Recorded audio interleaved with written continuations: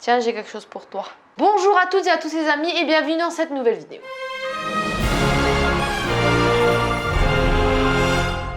Aujourd'hui les amis, ce que je vous propose, c'est de parler chewing-gum. Qui a eu l'idée? Ah, c'est moi.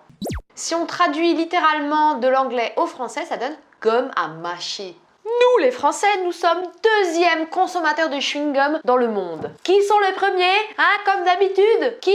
Ben, les Américains. Ben ouais. Mais en même temps, c'est pas totalement irrationnel. Vous savez pourquoi? Non, mais tu vas nous le dire. Les chewing-gums ont été importés, je casse la table, d'Amérique en France. À la fin de la Deuxième Guerre mondiale, c'est-à-dire à partir de 1944, les Américains ont fait découvrir aux jeunes petits premiers, aux jeunes Français, trois choses. Au moins trois choses. Coca-Cola, cigarettes et chewing-gum. Donc oui, à la base, le chewing-gum vient bien d'Amérique. La naissance d'une des marques les plus célèbres sur le marché date de 1952. Un dénommé Courtland Perfect a commencé à commercialiser les premiers chewing-gums Hollywood parfum chlorophylle. Et à l'époque, ils étaient entièrement fabriqués en France et la première usine, ça c'est pour l'anecdote, est née à Montreuil, Île-de-France. Donc voilà, donc là on commence à avoir les origines du chewing-gum moderne, 1952, avec la marque Hollywood. On me dit que je bouge pas assez. Bam. Bon ok, ça c'est les chewing-gums modernes, mais tenez-vous bien, vous ne savez pas à quand remontent les premières traces de la pâte à mastiquer. Eh ben ça date de la préhistoire. Ils mâchaient déjà de la sève de plantes. Il y avait plein de vertus médicinales, hein. The lot of million, a billion of billion. Et ouais, et du coup après avec l'ère de l'industrialisation, vous pensez bien que de nos jours, le chewing-gum n'est absolument plus du tout naturel. Oula. Alors ce pourquoi je vous fais une vidéo sur les chewing-gums, pas parce que j'ai envie de vous dire de manger du chewing-gum industriel, mais parce que au contraire, moi je vous ai chiné une marque, mais alors vraiment naissante, a baby marque, tu vois. Et cette marque s'appelle Bonzai. Pourquoi Bonzai? Bon, tu vois dans ton esprit, bon, bah c'est plutôt bon, tu vois ou pas? Et après Bonzai, ça c'est la plante, attendez, je peux vous illustrer ça. Ça, c'est un bonsaï. D'ailleurs, je remercie ma Grams de me l'avoir offert, il est trop beau. Vous avez vu les fesses qu'il a? Oh, tout gros, j'adore. Les amis, les garçons, les filles, trois raisons de préférer la marque Bonzai à la marque Hollywood, tiens, par exemple. Trident, etc. aussi. Hein. Première chose, cause environnementale. Pour les chewing-gums de marque traditionnelle, classique, il va leur falloir 5 ans pour se dégrader. Et sinon, jusque-là, bah, ça va rendre le paysage moche. Ça va coller sous nos chaussures. Ou sous les tables à l'école. Ne faites pas ça, s'il vous plaît. Bref, donc 5 ans d'un côté. Et Bonzai, tenez-vous bien, vous promet une biodégradabilité de quelques semaines.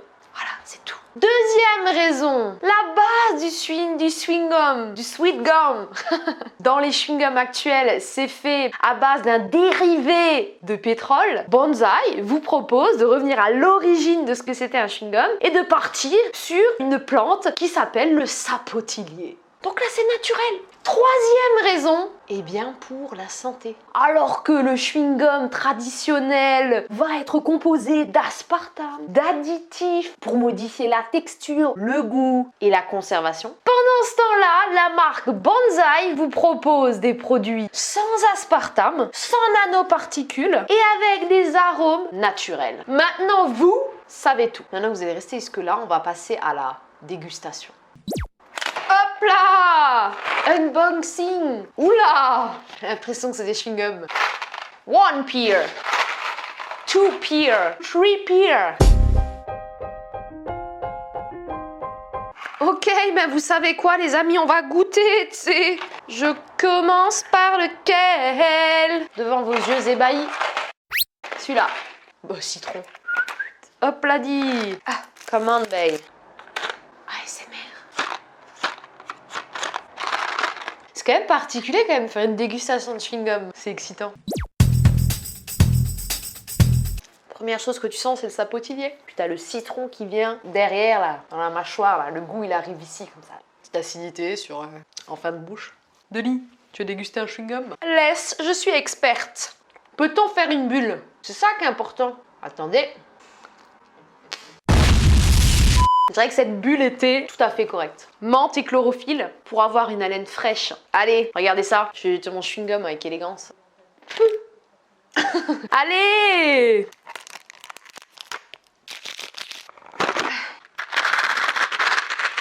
T'en veux combien?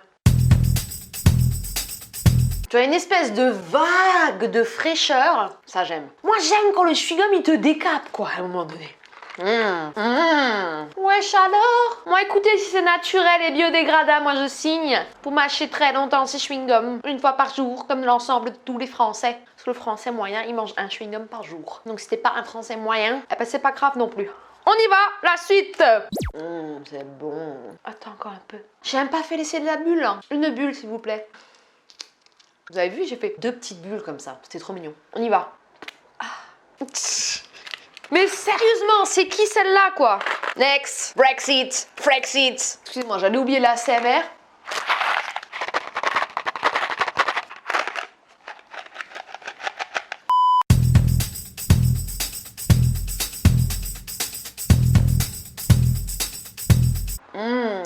À toutes les saveurs, le bouquet. Bon, vous l'attendez tous, le test bulle. Ouh, là aussi, c'était un petit festival, là. Les amis, sur ce, j'espère que cette vidéo vous a plu. Le pouce bleu, là, c'est très important. Maintenant, vas-y, clique. Ouais.